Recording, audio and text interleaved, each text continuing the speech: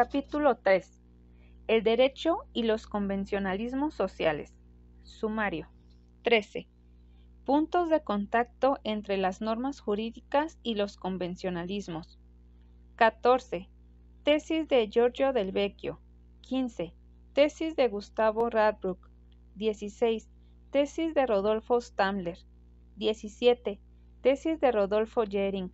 18. Doctrina de Félix Somló. 19.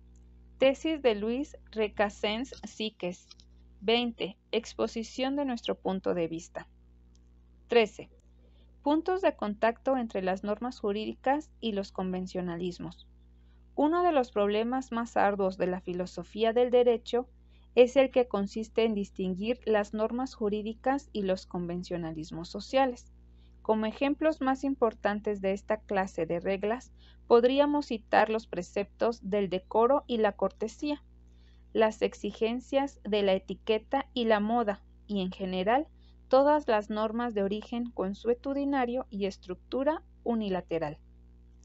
Estos preceptos se parecen tanto a los del derecho, que ciertos autores han creído imposible establecer una distinción. Del Vecchio, por ejemplo, opina que la conducta del hombre solo puede ser objeto de regulación moral o regulación jurídica, y Radbruch sostiene que los usos representan una etapa embrionaria de las normas del derecho, o bien una degeneración de estas. Los teóricos no han logrado siquiera ponerse de acuerdo en la denominación que deba darse a dichas reglas. El primer autor que se ocupó en estudiarlas, nos referimos a Austin, las llama muy impropiamente, por cierto, moralidad positiva. Jering les da el nombre de usos sociales. Nicolai Hartmann las denomina reglas del trato externo. Stammler emplea la expresión normas convencionales. Recasens Síquez prefiere decir reglas del trato social. Nosotros emplearemos los términos reglas convencionales, convencionalismos sociales y usos sociales, no porque creamos que son los más adecuados, sino atendiendo a que el uso de los mismos es el más común. El programa del presente capítulo es el siguiente. Primero, exposición de las doctrinas que niegan la posibilidad de distinguir conceptualmente las reglas jurídicas y los convencionalismos. Tesis de Del Vecchio y de Radbruch. Segundo, discusión de los principales criterios distintivos propuestos por los autores. Opiniones de Stammler, Jering, Somló, Recasens Síquez. Tercero, exposición de nuestro punto de vista.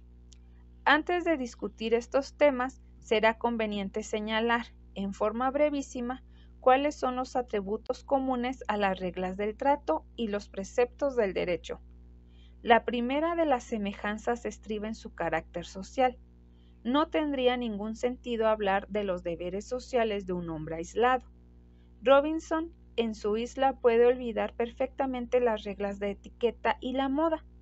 Cuando un individuo cierra tras de sí la puerta de su alcoba y permanece solo en ella, los convencionalismos, dice Jering, se quedan afuera. Un segundo punto de contacto lo encontramos en la exterioridad de las dos especies de preceptos. La posición exterioridad-interioridad a que aludimos al tratar de distinguir derecho y moral se da también entre las reglas convencionales y las normas éticas. Las exigencias de la moda, verbigracia, refiérense a un aspecto puramente externo de la conducta. En las reglas de urbanidad y cortesía descubrimos la misma característica. Quien saluda de acuerdo con los dictados de la buena crianza, cumple con ellos, aun cuando la manifestación exterior de afecto o respeto no coincida con los sentimientos de la persona que hace el saludo, ni sea expresión sincera de la opinión que ésta tiene acerca de la otra. La falta que en tales casos se comete no constituye una violación de la regla de urbanidad que ordena saludar en tal o cual forma, sino un desacato al imperativo ético que prohíbe la hipocresía. Una tercera nota común es la absoluta pretensión de validez. No se trata de invitaciones o consejos, sino de exigencias que reclaman un sometimiento incondicional, sin tomar en cuenta la aquiescencia de los obligados. Generalmente, los convencionalismos son exigencias tácitas de la vida colectiva, es decir, carecen de una formulación expresa y absolutamente clara, pero nada impide admitir la posibilidad de que se les formule e inclusive se les codifique. Una prueba de ello la encontramos en los manuales de urbanidad y los códigos de honor. Hemos visto qué semejanzas existen entre los preceptos jurídicos y los convencionalismos sociales. Consideremos ahora el pensamiento de los autores que niegan la posibilidad de separar conceptualmente esas dos clases de reglas. 14. Tesis de Giorgio Del Vecchio. La actividad humana, dice el jurista italiano, puede hallarse sujeta a obligaciones que unas veces tienen una índole típicamente moral y otras asumen carácter jurídico. Las normas creadoras de las primeras son siempre unilaterales. Las que establecen las segundas poseen estructura bilateral. Lógicamente no es posible admitir la exigencia de una regla de conducta que no pertenezca a alguna de las dos categorías que hemos citado, es decir, que no sea imperativa simplemente o imperativo atributiva. En el mundo real encontramos, sin embargo, una larga serie de preceptos de aspecto indefinido, relativamente a los cuales resulta difícil la determinación de su naturaleza. Tales preceptos parécense a veces a la moral y a veces al derecho, por lo cual se ha dicho que se hallan a igual distancia de las normas de aquella y de éste. Pero un examen atento revela al investigador que, o bien imponen deberes solamente, caso en el cual son imperativos morales, o conceden además facultades, y entonces poseen carácter jurídico. Estas reglas de perfil equívoco pueden ser normas imperativo-atributivas que han perdido su estructura bilateral, o por el contrario, preceptos morales que aspiran a convertirse en reglas de derecho.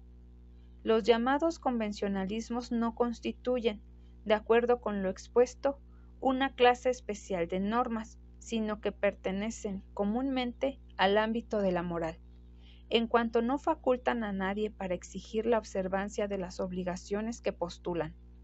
Lo que hemos dicho de los usos sociales podemos afirmarlo igualmente en la norma religiosa.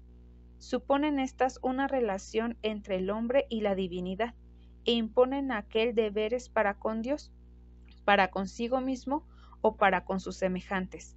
Tales preceptos revisten necesariamente, según los casos, forma bilateral o unilateral, lo que significa que en rigor no representan una nueva especie de normas, sino el fundamento sui generis, puramente metafísico y trascendente, de un sistema regulador de la conducta, compuesto de una moral y un derecho relacionados entre sí de cierto modo.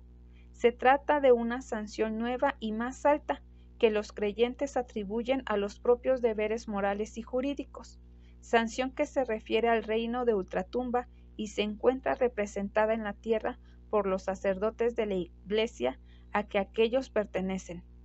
Pero una autoridad eclesiástica no puede establecer regulación ninguna si no es sujetándose a las formas de la obligatoriedad subjetiva o intersubjetiva, o, lo que es lo mismo, a la moral y al derecho. 15. Tesis de Gustavo Radbruch.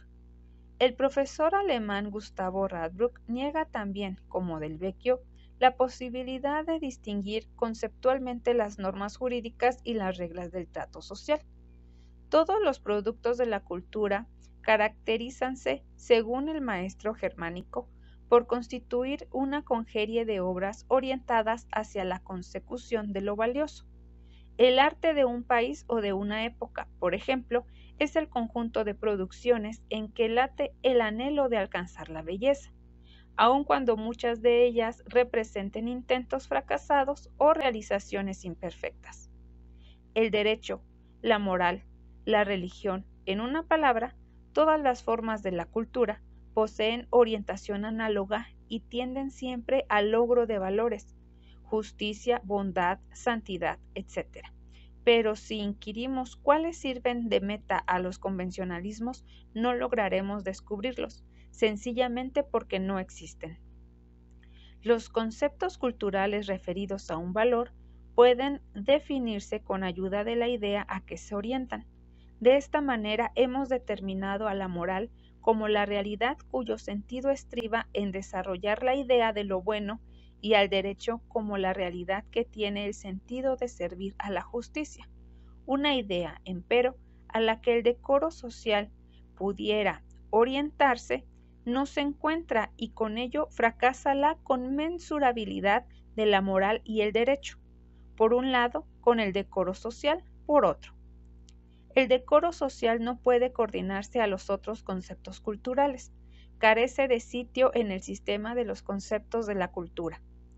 La conexión entre derecho y convencionalismos, sigue diciendo Radbruch, no es en realidad el orden lógico, sino histórico. Esto quiere decir que los usos pueden ser una etapa embrionaria de los preceptos del derecho, o bien, por el contrario, una degeneración de los mismos. Tal circunstancia solo se explica en cuanto dichas reglas no difieren de manera sustancial. Examinemos ahora las doctrinas elaboradas con el propósito de distinguirlas. 16. Tesis de Rodolfo Stammler.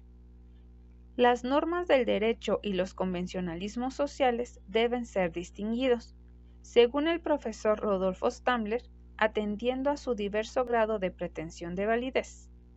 Las primeras pretenden valer de manera incondicional y absoluta, independientemente de la voluntad de los particulares.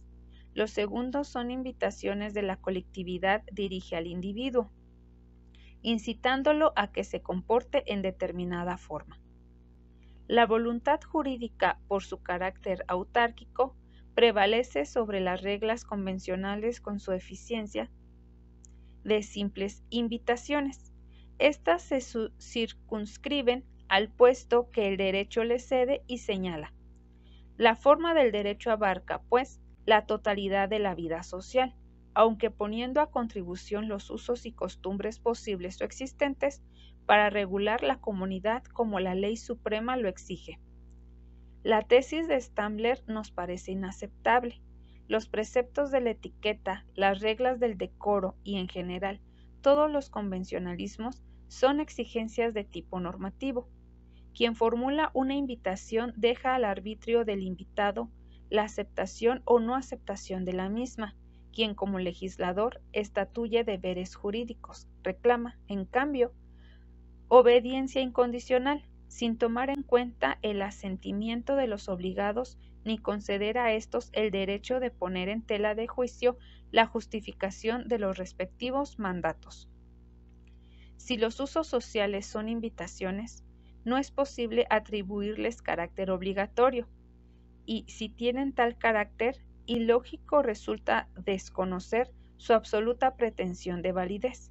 Ahora bien, es evidente que la sociedad quiere que sus convencionalismos sean fielmente acatados y que tal pretensión es análoga a la del orden jurídico.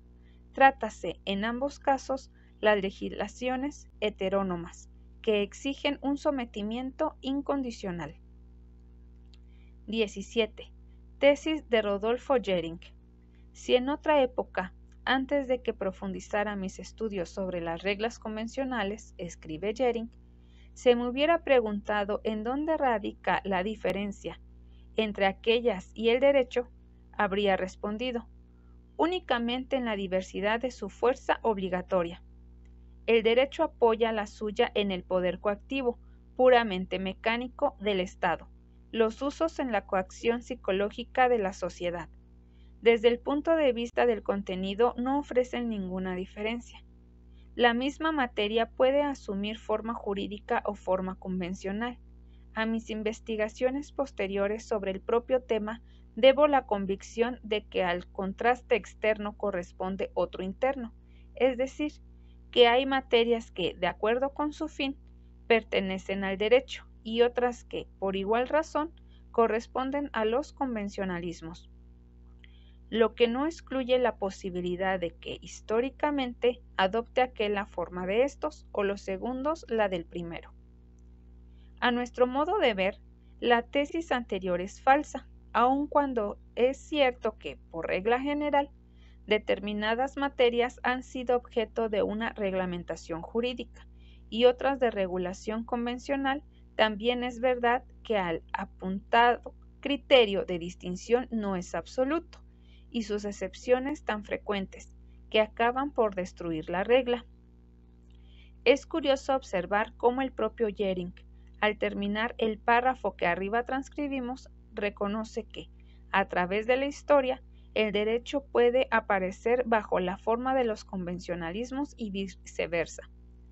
Por otra parte, no cumple la tarea que se propone, ya que no dilucida qué contenidos son de índole jurídica exclusivamente y cuáles pertenecen, de acuerdo con su naturaleza, al campo de la regulación convencional.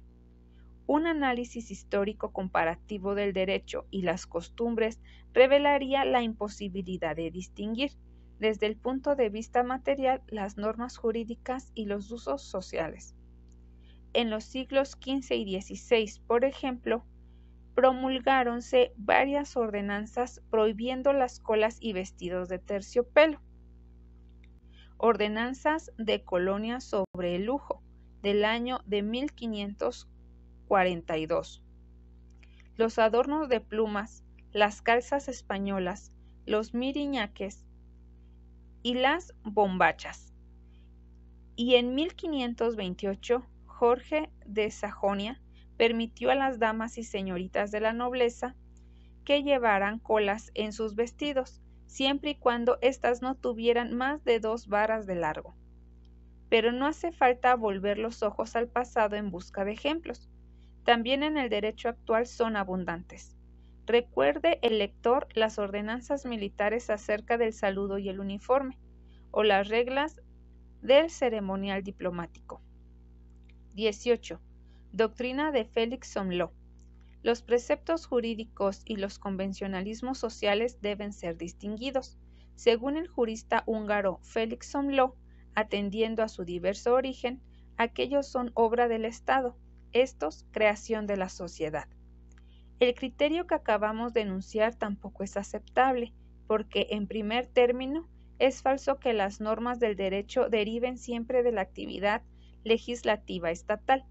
El derecho consuetudinario, como su nombre lo indica, nace de ciertas costumbres colectivas, reconocidas por quienes las practican como fuente de facultades y deberes. Por otra parte, es incorrecto explicar el derecho en función del Estado o establecer entre ambos una relación genética, porque este último, como organización jurídica, no puede existir antes que aquel, ni ser considerado como su creador. 19. Tesis de Luis Recasens Siques. El más brillante de los estudios que conocemos sobre la diferenciación entre normas jurídicas y convencionalismos es el del profesor español Recasens Siques. Considera el maestro hispano que las reglas convencionales no deben ser distinguidas únicamente del derecho, sino también de la moral, ya que, aun cuando se asemejan a las normas de uno y otra, no se identifican con ellas. Los usos sociales y los preceptos éticos tienen los siguientes puntos de contacto. Primero, carecen de organizaciones coactivas destinadas a vencer la resistencia de los sujetos insumisos. Segundo, sus sanciones no tienden al cumplimiento ejecutivo de la norma infringida. Moral y usos difieren, primero, en que aquella considera al obligado en su individualidad, y estos refiérense a él como sujeto funcionario o miembro intercambiable de un grupo. Segundo, la moral exige una conducta esencialmente interna y los usos un comportamiento fundamentalmente externo. Tercero, la primera posee validez ideal, los segundos tienen vigencia social. Cuarto, La moral es autónoma, los convencionalismos son heterónomos. Los usos parécense al derecho, primero, en su carácter social, segundo, en su exterioridad, tercero, en su heteronomía. La diferencia entre ambos no debe buscarse en el contenido, sino en la naturaleza de las sanciones y, sobre todo, en la finalidad que persiguen. La de los usos tiende al castigo del infractor, mas no al cumplimiento forzado de la norma. La jurídica, en cambio, persigue como la finalidad esencial la observancia del precepto. La sanción de las normas del uso social es sólo la expresión de una condenación, de una censura al incumplimiento contra el infractor por parte del círculo colectivo correspondiente, pero no la imposición de la observancia forzada de la norma. Podrá resultar en sus efectos para el sujeto todo lo terrible que se quiera. Podrá producirse la sanción de reprobación, llegando incluso a la exclusión del círculo, de modo inexorable. Podrá asimismo la sanción estar prevista o contenida en algún modo en la norma del uso, que es lo que no supo ver Max Weber, pero esta sanción no consiste en someter efectivamente al sujeto a comportarse como la norma usual determina. Quien no la cumple es sancionado, pero no es forzado a cumplirla. De la estructura de la norma usual podrá formar parte una sanción, pero esta sanción jamás consigue en la ejecución forzada e inexorable de lo que manda la norma usual. Ahora bien, por el contrario, en el derecho, cabalmente la posibilidad predeterminada de esa ejecución forzada, de la imposición inexorable de lo determinado en el precepto jurídico, incluso por medio del poder físico, constituye un ingrediente esencial de éste. 20. Exposición de nuestro punto de vista. En nuestro concepto, la distinción entre regulación jurídica y convencionalismos sociales debe hacerse atendiendo al carácter bilateral de la primera y a la índole unilateral de los segundos. A diferencia de las normas del derecho, que poseen siempre estructura imperativo-atributiva, los convencionalismos son, en todo caso, unilaterales. Ello significa que obligan, mas no facultan. Es deber de cortesía ceder el asiento a una dama que viaja de pie en un ómnibus, pero tal deber no constituye una deuda. En el momento mismo en que se facultase legalmente a una persona para exigir la observancia de una regla convencional, el deber impuesto por ésta se convertiría en una obligación jurídica. Aun cuando derecho y convencionalismos coinciden en su exterioridad, siempre será posible distinguirlos en función de las otras dos notas. La regulación jurídica es bilateral y exige una conducta puramente exterior. Los convencionalismos prescriben también una conducta externa, pero tienen estructura unilateral. Los criterios que hemos aplicado a las normas jurídicas y los convencionalismos sirven para diferenciar a estos últimos de las normas éticas. Tales normas son unilaterales, lo mismo que los convencionalismos, pero a diferencia de ellos exigen en todo caso la rectitud de la intención. A la interioridad de las primeras se opone, pues, la exterioridad de los segundos. Unas y otros poseen, sin embargo, estructura unilateral. Resumiendo los desenvolvimientos que anteceden, podemos declarar que los convencionalismos coinciden con las normas jurídicas en su índole externa, pero difieren de ellas en su unilateralidad. En cambio, coinciden con las morales en su unilateralidad, pero se distinguen de ellas en su exterioridad. Exterioridad y bilateralidad son los atributos del derecho, unilateralidad e interioridad los de la moral, exterioridad y unilateralidad los de los convencionalismos. La antítesis interioridad-exterioridad es mucho más acentuada tratándose de las relaciones entre moral y convencionalismos que de las que existen entre aquella y los preceptos del derecho. Al hablar de estos últimos vimos cómo, si bien es verdad que exigen una conducta fundamentalmente externa, también es cierto que en muchos casos atribuyen consecuencias jurídicas a los aspectos íntimos del comportamiento individual. Los convencionalismos sociales, en cambio, quedan plenamente cumplidos cuando el sujeto realiza u omite los actos respectivamente ordenados o prohibidos, sean cuales fueren los móviles de su actitud. Algunos autores, Radbruch entre ellos, piensan que las reglas del trato social reclaman también un propósito bueno, del mismo modo que los principios éticos. Esta tesis deriva de una confusión de puntos de vista: el meramente convencional, externo por esencia, y el moral, esencialmente subjetivo. Si el saludo amable o el apretón de manos no corresponden a la verdadera opinión del que quiere demostrar afecto, se podrá hablar de hipocresía, mas no decir que el sujeto es descortés. La simple adecuación externa de la conducta a la norma satisface las exigencias del uso, lo que no impide que la moral tome en cuenta la interioridad o intencionalidad del mismo proceder, para enjuiciarla desde su propio punto de vista. Para concluir el presente capítulo, queremos solo añadir algunas consideraciones sobre otra de las diferencias entre normas jurídicas y reglas del trato. Las sanciones de estas últimas es generalmente indeterminada, no únicamente en lo que a su interés respecta, sino en lo que a su naturaleza concierne. Las sanciones del derecho, en cambio, hállanse determinadas casi siempre, en cuanto a su forma y cantidad, inclusive en los casos en que se deja al juez cierta libertad para imponerlas, como sucede en la institución del arbitrio judicial. De antemano puede saberse cuál será la índole de la pena y entre qué límites quedará comprendida. La misma idea podría expresarse diciendo que las sanciones jurídicas poseen carácter objetivo, ya que son previsibles y deben aplicarse por órganos especiales, de acuerdo con un procedimiento fijado previamente. Las sociales, por lo contrario, no pueden preverse en todo caso, y su intensidad, como su forma de aplicación, dependen de circunstancias esencialmente subjetivas. La violación del mismo convencionalismo suele provocar, cada vez, reacciones diferentes. La de la misma norma jurídica debe sancionarse, si las circunstancias no varían en igual forma.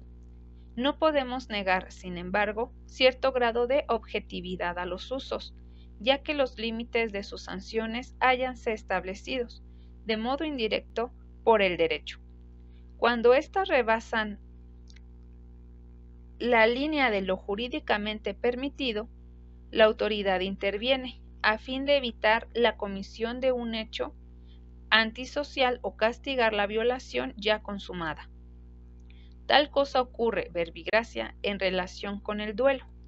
Esta costumbre sancionadora de ciertos convencionalismos es, desde el punto de vista jurídico, un delito. El que se niega a aceptar un desafío cumple con la ley, pero se expone al desprecio social. Quien lo acepta satisface las exigencias sociales y, al propio tiempo, se transforma en delincuente. En tal caso, como en cualquier otro del mismo género, los límites de aplicación los fija el derecho. Es verdad que las limitaciones a que aludimos no son convencionales, pero también es cierto que, generalmente, son admitidas por la sociedad. Ello explica la decadencia o debilitamiento progresivo de ciertas costumbres, como la anteriormente mencionada.